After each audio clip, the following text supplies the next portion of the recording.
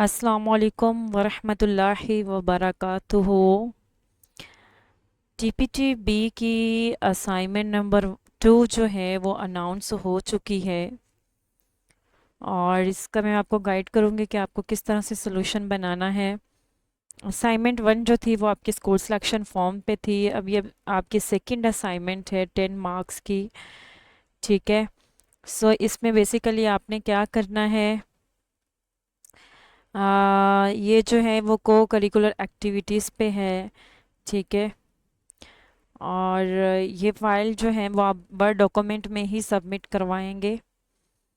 पहला जो सवाल है वो ये है कि please observe assembly 1 per week and share your views on this activity. You can also conduct assembly.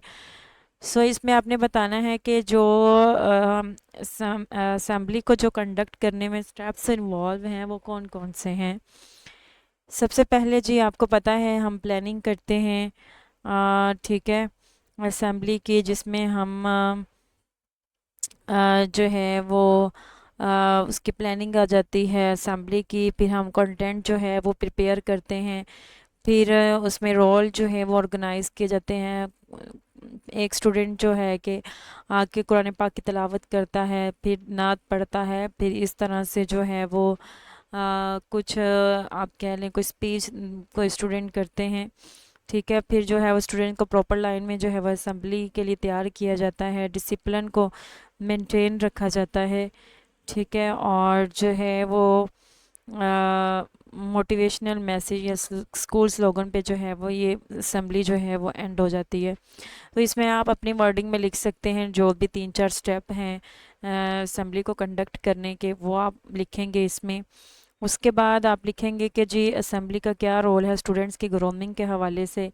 सो इसमें आप बताएंगे कि स्टूडेंट्स जो हैं get the chance to speak, publicity, recite और perform in front of peers. इससे स्टूडेंट्स का confidence build होता है। स्टूडेंट्स को पार्टिसिपेशन का जो है वो मौका मिलता है, जिससे स्टूडेंट्स में लीडरशिप क्वालिटीज़ बिल्ड होती हैं।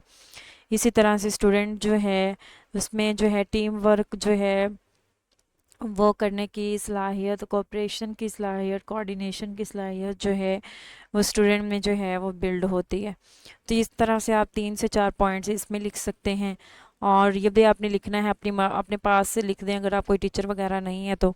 What things you can improve while conducting assembly.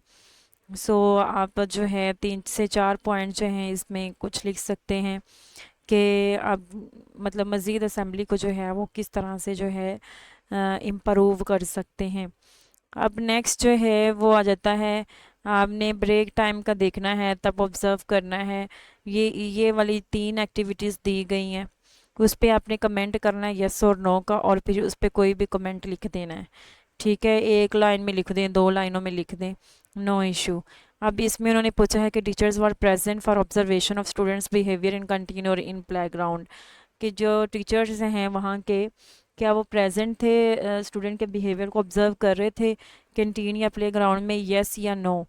तो यस और नो में आंसर करके कोई भी कमेंट लिख देना। फिर नीचे जो है डिसिप्लिन को मेंटेन रखा या नहीं, यस और नो में आंसर करके कोई भी कमेंट कर दें।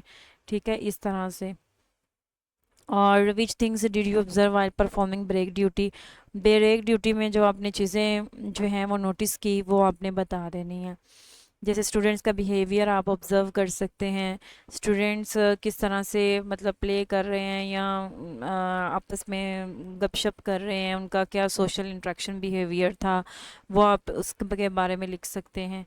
ठीक है, और नेक्स्ट जो है ये आप लिखेंगे नॉन टीचिंग एक्टिविटीज़ के बारे में कि कौन सी नॉन टीचिंग एक्टिविटीज़ हैं जो आपने टीचिंग प्रैक्टिस के दौरान परफॉर्म की।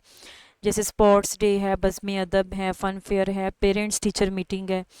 तो ये स्टूडेंट्स स्कूल में कंडक्ट होते हैं, या आप भी पता है, तो आप किसी भी एक एक्टिविटी के बारे में यहाँ पे लिख सकते हैं।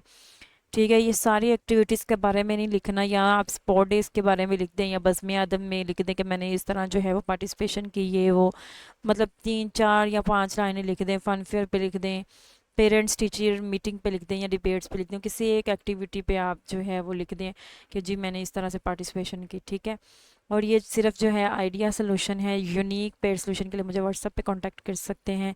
And good luck.